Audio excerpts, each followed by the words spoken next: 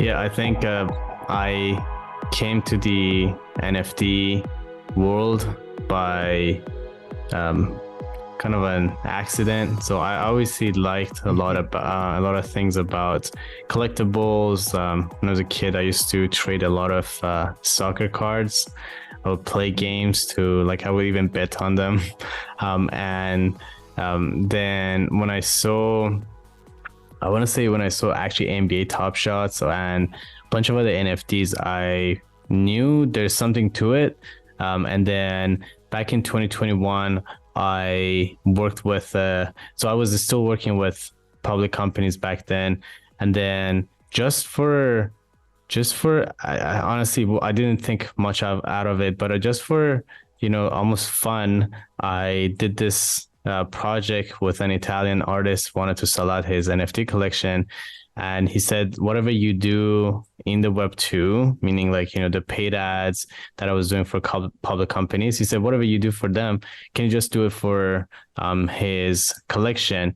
And I didn't think much out of it, and I just said, okay, fine, I'll do it.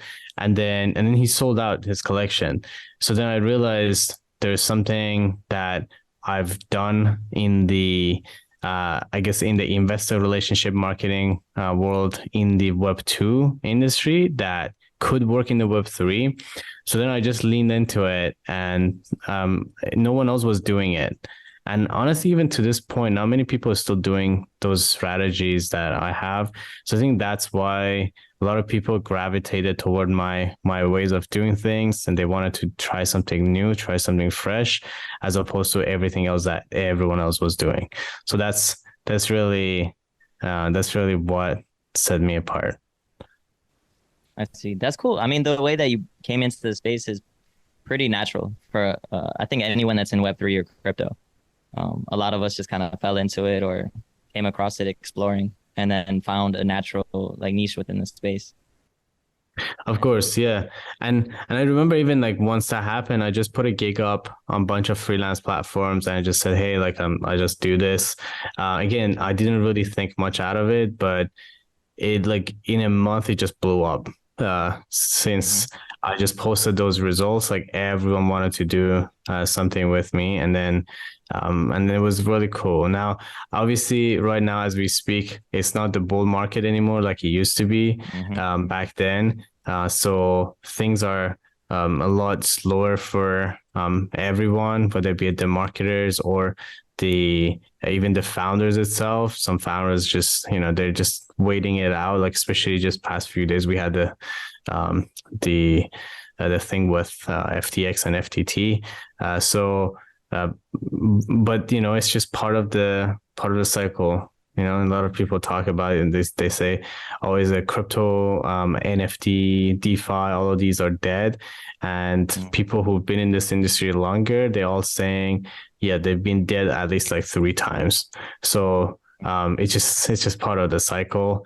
So now things are, in a certain way right now, maybe I guess the sentiment of the market is a little bit on the fearful side. But then we still have like cool things like Reddit just recently launched their NFT side of things, called it digital collectibles, and then they acquired 1.3 million wallets, which is huge in the crypto and NFT world. So a lot of cool things happening also.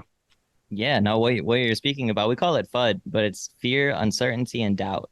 And that's a lot of what turns people off from being involved. But it's encouraging to hear from people like you, because for anyone that's crypto curious or someone that's like getting involved, there's a lot of good things out there. They're just not as well spoken of as all the bad things. And so it kind of takes being in the space to know about the good things and to focus on the positive and be a part of the positive movement, because it's just like anything else. It's young and the adoption rate is slow. And that's what it is for a while. Anything that's a new technology or something that's revolutionary, it's always kind of follows the same pattern.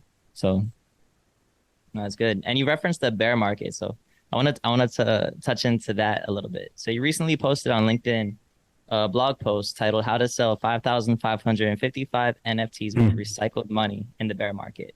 Yeah. In that blog, you wrote, while there's no point speculating when the next bull run is, there's certainly value in figuring out what the approach is, working to sell out in the bear market. So when people are looking at the major cryptocurrencies crashing, and as we record this interview, even, um, where have you found the opportunities? Yeah, so that's honestly that's the thing that I've been very focused on. So there are a lot of people in this industry. I mean, a lot of influencers, for example, that they were very active last year when I started actually taking on clients. So I knew about cryptocurrency since 2016. Like that's when my best friend told me about it. But last year in 2021, that's when I actually started taking on clients in the Web3. But the the I guess focus of mine has been always to find something good, something positive, and just stand for something in this market because it just gave me a lot of value, right? So I did well, and then obviously I just wanted to stay and do well too, right? So I always look for good things that's happening in the market, and then um, I, you know, I just experimented basically in different things, right? So one of the things we've done, I thought, okay, well, if you've ever heard about the project called Goblin Town, for example, they started Mm-hmm. cutting a lot of the steps. For example, people were grinding Discord, coming up with these complicated roadmaps, and then the artwork was just had to be just so good and world class. And then a project like Goblin Town came about and just said, then they just I guess had their own narrative of saying, hey, we're gonna cut all those. Like we're not gonna have a roadmap. We're not gonna do coin, or we're not going to do a like merch, or maybe they will do in the future, but at least at that point they said they're not going to do any of that. They're not going to have a Discord that's just like engaging and like collabs and all sorts of things that people just didn't really like about the whole Web3 experience. I guess they did like about it initially, but we just got tired of it. Like we just wanted something new. So anyways, that kind of gave me the idea that, hey, what if we could also cut several steps in the marketing side of things when it comes to marketing an NFT collection? So we thought, okay, what if we just ask people instead of telling them, hey, become a whitelister, or go to our Discord, join our community, stay there for a month, and then buy our NFTs? What if in this crazy times, what if we just told them, hey, here's the price, here's what you get if you buy this NFT, and here's a link, go buy it right now. And then so obviously no one has done that before, and then we just thought, okay, what if it could work? And then we did it and it worked, and then we're like, okay, so this is really cool. So now if someone has, let's say, so in that specific example you were referencing, this guy had, I believe, $20,000 marketing budget, but then at the end he actually spent $130,000 in marketing, and the reason he could do that is because he was just recycling his money. So he would, let's say, put in $30 in, he would sell an NFT for $30. Oh, sorry, sell an NFT for maybe $80, and then he would get his $30 back plus another $50, right? And then he would just reinvest that back into his marketing. So that's really what the concept of recycle money came from, and it's really cool because a lot of people didn't have a lot of budget, right? And then they wanted to still do this, and then plus also other ways people were struggling with to sell their NFTs. So we were like, okay, what if this could work? And then a bunch of other projects right after they started doing the same thing. I think one of them is somewhere around 95, 96% sold out. Another one is about 80 something percent sold out. And then a bunch of other ones that are like 50% to 60% sold using the exact same strategy. So it just came from just cutting steps out of necessity. And then there was not enough money. So we're like, okay, what if we could reinvest that back into marketing? And then that's just how this strategy came about. Okay, very cool. So if I'm gonna summarize what I'm hearing, it's if you were to say like three things to make sure you do, it's to be efficient with your marketing and more direct, Yeah. cut out more steps, and Yeah. then reinvest heavily, like reinvest from immediate gains. that you're Yeah. making with your marketing? And then what would be the last one?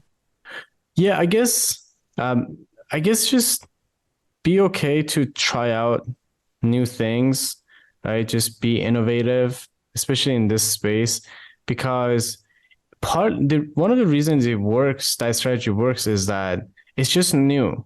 So it's different, right? It's actually not new in the web too, right? So it's just anything that you bought online, you saw an ad and you went on and bought it, maybe a backpack or some, whatever e-commerce product that you've done that's just basically the concept, right? But we didn't have it for web 3. And then I just thought, okay, why not? Why couldn't we have it for the web 3, right? So you can I think for someone who's trying to come up with like cool ideas, they could think about, okay, what are some ideas that work in the web 2? Could it work in the web 3 as well? Let's just try them out. And then sometimes people just don't have the, I guess, money or resources to try something else. So then at that point, you should just go and like read other people's case studies, see if something that they've done that has worked, and then you can just, try it on your own as well. Yeah. That's a good point because we see a lot of failure due to failure in marketing. Like even celebrity brands that have flopped completely because they didn't have the right marketing strategy in place. So like even having the best creative and creating something that's like looks amazing, that's a big part of it. But then it's also the marketing and how that's done. So maybe Of course. spend a little bit more time on the marketing. So we address like what to do. So you were interviewed by Forbes, and you explained that although NFTs are easy to launch in literal terms, making them successful is a whole nother element. And in that interview, you said that with NFTs, you need to make sure that you have an experienced marketing professional. While NFTs are easy to do, they often fail because of the lack of experience in marketing a project. So with that in mind, like what are some of the watch outs or like 3 things that you would encourage people not to do because Yeah. you've seen it fail before?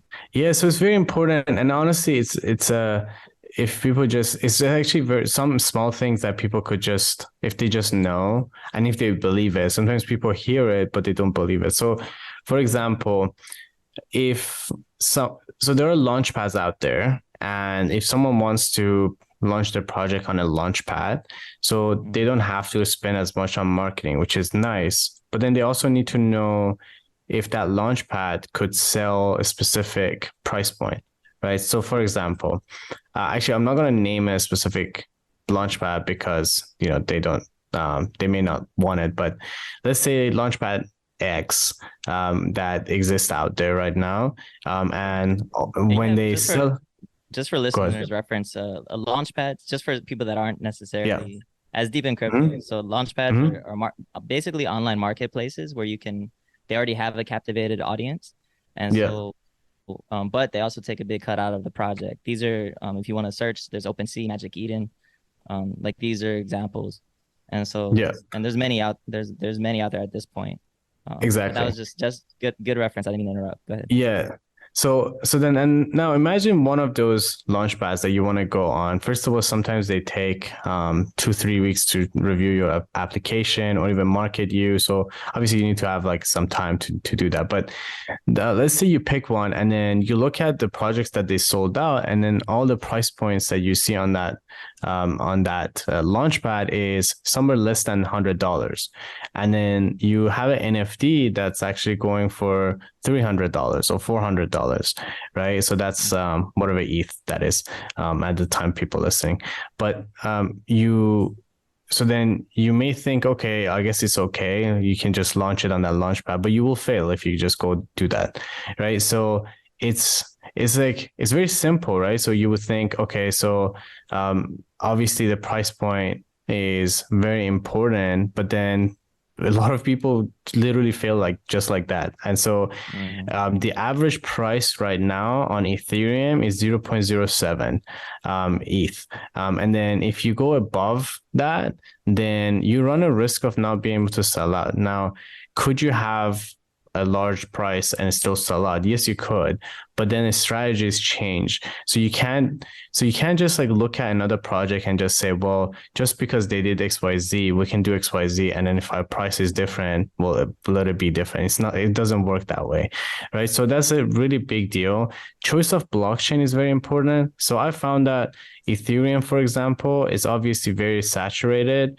Now, when it comes to other blockchains like Solana, XRP, the people inside the blockchain or the ecosystem, they're very excited to actually support the projects. So naturally, you will get a lot more support on those ecosystems than you would get, let's say, on Ethereum, right? And then each blockchain has its own vibe as well, right? So if you have something luxury that you're producing, or let's say if it's like a membership NFT that's luxury and the price is going to be really high, so going on Solana may not make sense, right? But if you go on like Ethereum, may actually make more sense, or maybe I would even saturated, going on XRP is going to be a lot better. So choice of blockchain is very important. Choice of price is very important. Timing is very important, right? So like whoever just launched today and yesterday, for example, they probably wrecked because of just how the market is just a bloodbath. No one cares about any projects, right? Yeah, so like everyone just cares about their own, money, if it's in the FTX or not, right? And you would think, okay, how often does that happen? Pretty often. Like I had one project we worked so hard on, and then it was on the same day that Luna crash happened in May. We had our mint date, and then it just didn't go well. So like, I mean, we weren't expecting obviously to Luna crash to happen to begin with, but it's just important, right? So timing, and then you would think, okay, well, maybe, Luna crash doesn't happen that often, but what about like, okay, would you launch it on a Friday, 5 p.m. or will you launch it on a Sunday, like 2 p.m., right? What time? And based on your target market, at 2 p.m. on a Sunday, is that like morning or evening for most of your, I guess, target followings? So things like that, they're very small things, but makes a huge difference. And then what it comes down to at this point in the bear market is like you got to get all of those right. So it's almost like think of a list of things that you need to get all of them right. And it's different to when it was in the bull market, because in the bull market you could get lots of them wrong and you still sell out. And that's a big difference, that right now, like everything has to be done properly. It has to be innovative. The utility has to be great. The website has to be great. The narrative, the price, the blockchain, everything. Yeah, absolutely. And that's a very good point that you're making. Just because you have something on a launch pad doesn't mean that it'll properly launch. Right. Like you need all of the strategy behind it. You need to be operating from the command center with everything that you mentioned, taking into account timing, knowing your target audience, building proper utility behind the NFT project itself. Because of course, even in the launchpad, like another thing that happened, like for one project I was advising, so the launchpad had this process where you would have to send your NFTs to them. So you would mint it, NFTs, you would mint the NFTs yourself, and then you would send the NFTs to the launchpad, and then they would sell it on their own platform. Now, if someone doesn't know that, and then they look at your smart contract, they think you just minted your own NFTs to just maybe show off and just say, hey, people are minting it, right? So then that could cause a whole lot of problems of just people flooding your Discord, Twitter, everyone's just, and it happened for a project that just recently, like a few weeks ago, it just actually happened, right? I see sometimes the first few minutes, the mint function of a website doesn't work. And then it's like a huge fight. Like everyone's talking about like, this is not working. And then they leave. And then when they leave, the speed of the minting goes down. And then people are like, oh, this is not working. Let's just, move on to the next project. It's a lot more a lot more into it than just people thinking, oh, just build a because that's what a lot of people say. You go on YouTube and that's what people Mhm. say this, and it just sometimes pisses me off. Like they say, just build a community, everything will figure itself out. It's like, no, it doesn't. Like it Mhm. actually is a lot more than that. Mhm. And that's a good point Yeah. that you're making, the clear communication and good understanding between yourself and your community at all times. Right. Like Absolutely. that's really key. Is there any Absolutely. strategy or tools or resources that you recommend for helping with Yeah. communication like this? Oh, so for communication, I actually like projects to have a project manager, by the way, if they can afford it. Hmm. Um, it's Absolutely. it's Hmm. it's really good to have one. Projects that I worked with that didn't have a project manager, it's very difficult because this is a industry where a lot of things are not known. So like you can't even Hmm. like even people who have roles and like descriptions of like what they're doing, it's kind of fluid and it's changing, and they need to adapt all the time. So if there's no one to actually hold people accountable on what everyone's doing, especially on larger teams of like let's say five plus people in a team, it becomes a mess and then nothing moves forward, and then it's just demotivating for the entire team. Hmm. So maybe getting a monday.com or Trello or some sort of software, like we use Notion a lot, so that you Yeah, can, Notion's a good one for sure. yeah, so you can get everyone on the same page. The worst thing is WhatsApp. So like a lot of projects I've seen this, I hate to be on WhatsApp groups myself. They do everything on WhatsApp, messages get missed, and then people just don't function. And then when people don't function, the project doesn't function. And it's just like it's an actual business, right? Especially now. In the Hmm. past, honestly, you could do everything wrong and you still sell out. Now it's not that way. So you need to actually like treat it like a real business and have clear communication with everyone. And then that way people are more excited to, talk about the project and contribute to the project moving forward. That's a great point. I want to spend a little time there for a while because you touched on something really Mm-hmm. critical.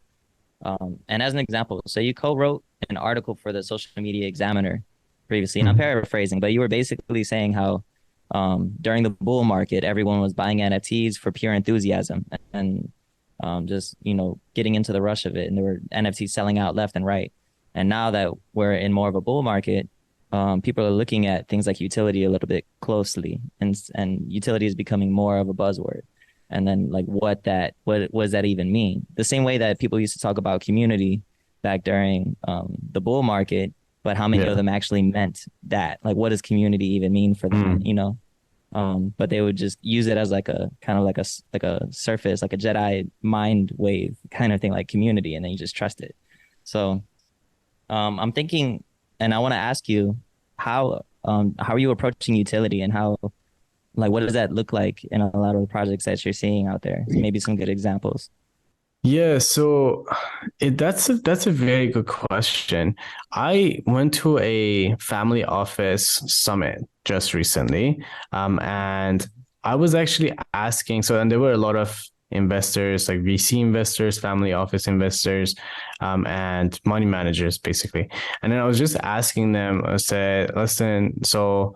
What about the metaverse? Like, do you guys invest in the metaverse? Do you invest in like, and I was just like naming different things to just see what they would invest in.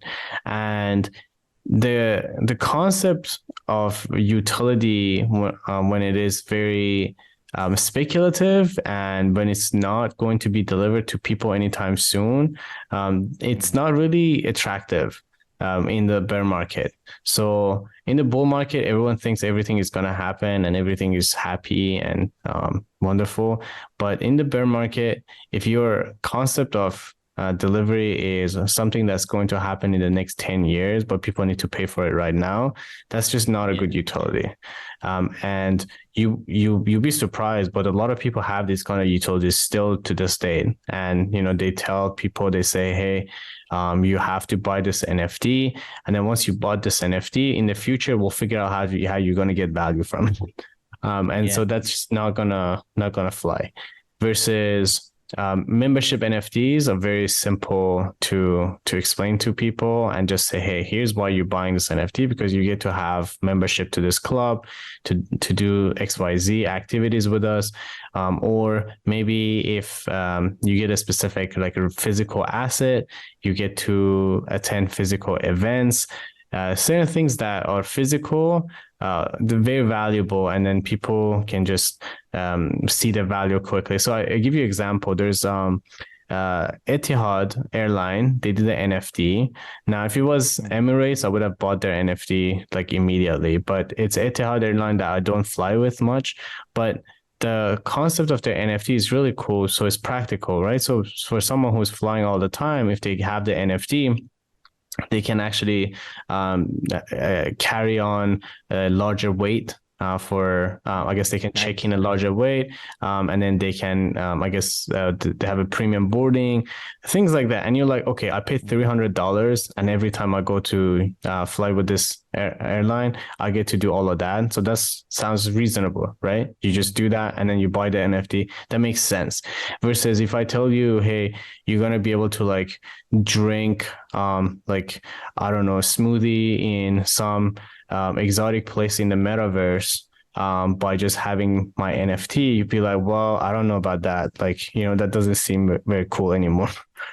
So yeah. That's the difference between, you know, what's like tangible and then, but it's funny, like I say this to you, like it sounds like simple, and someone who's like maybe someone who doesn't have NFT right now, they'd be like, of course that's the case. But then I hear this all the time, like people come in with these NFT utilities that just don't make any sense, and then they're so I guess to kind of categorize it, membership NFTs are a really big deal. Anything practical values for people.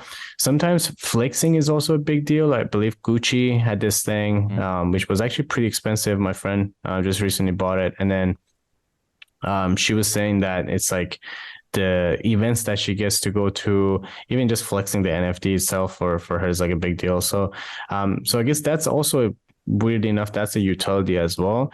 And then passive income. So those three things I would say like really strong utilities.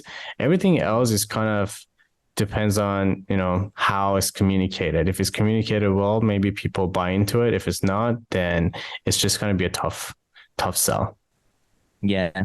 And everything that you're talking about is why I think that like NFT and crypto Web3 technology is going to become more and more appealing to already established companies that offer a product or a service or have already a lot of brand loyalty and maybe even a VIP rewards program already established that they can just apply the technology to.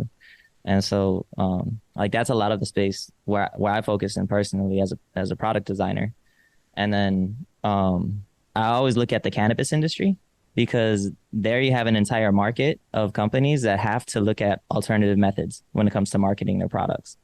And so I want to ask this question, just, you know, we're towards the end of the interview, but just to probe a little bit, what are your thoughts on, you know, applying some of this technology to products? And do you see a future in like the connection between cannabis and crypto? So that's interesting. I've seen one brand that did that, and they had like real life events, and it was actually pretty cool. And then I know one huge brand that's going to do this, and they already have a large team, lots of money behind them, and they're going to launch a NFT that's associated with I guess it's in the cannabis industry. Now they have actually multiple collections, but they're not going to connect them together. So that's just one of their collections, but they have like a gaming collection as well, and like multiple collections. But later on, I guess they're gonna put it under one umbrella company. So to me, that's cool because cannabis has its own community. I guess cannabis industry has its own community, and then now you basically just give them a platform. You say, hey, like now let's just chat on, let's say, Discord, or let's chat on Twitter Space, and now they were already kind of not needing reasons to connect, but now they have another reason to connect as well. So like they already maybe had that like connection because of just the affinity, the interest in within the industry, but now they have like an NFT, for example. If they buy in, maybe they get a specific, maybe they get discounts, maybe they get to attend specific events, maybe educational events or just like fun events, whatever that is for them, right? And it's it just brings them together for additional reasons. So I think that's a really cool thing versus, you know, other projects where they have to come up with reasons why people should stick together. And that reason is usually just the NFT, no other reasons. Man, Arvin, you dropped some serious gems during this interview. So I hope everyone that's listening has been taking notes. What's the best way for them to follow up with you or keep up with some of the progress on projects you're working on? Yeah, absolutely. So on Twitter, first of all, on all socials, Arvin K NFT, Arvin K NFT, and then on Twitter and LinkedIn, I'm most responsible, and so they can just shoot me a DM if they want to talk about their project, whatever that is, and I'll just read all the DMs. And that's again on LinkedIn and also on Twitter. And then if they wanted to also just check out case studies, we just publish case studies all the time. So that's on soldoutnfts.io. That's free. They can go just read it, copy it, whatever they want to do. So soldnfts.io, soldoutnfts.io. I believe it's actually top of the screen. You don't even have to scroll down. You see bunch of case studies, and we're adding a few more right now.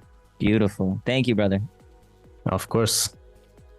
And thank you for joining us today. I've really enjoyed every minute of this. This has been awesome.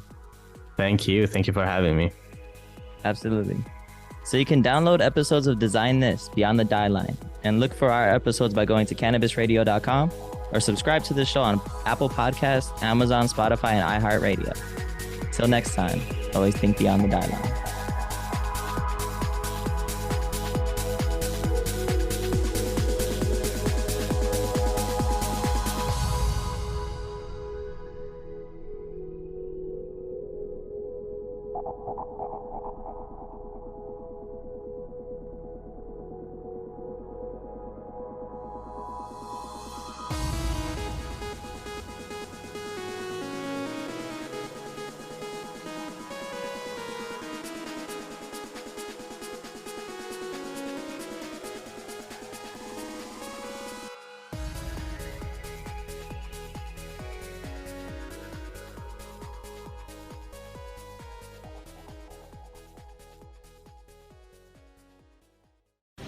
The opinions expressed on this CannabisRadio.com program are those of the guests and hosts and do not necessarily reflect those of the staff and management of CannabisRadio.com. Any rebroadcast, republication, or retransmission of this program without proper consent is prohibited.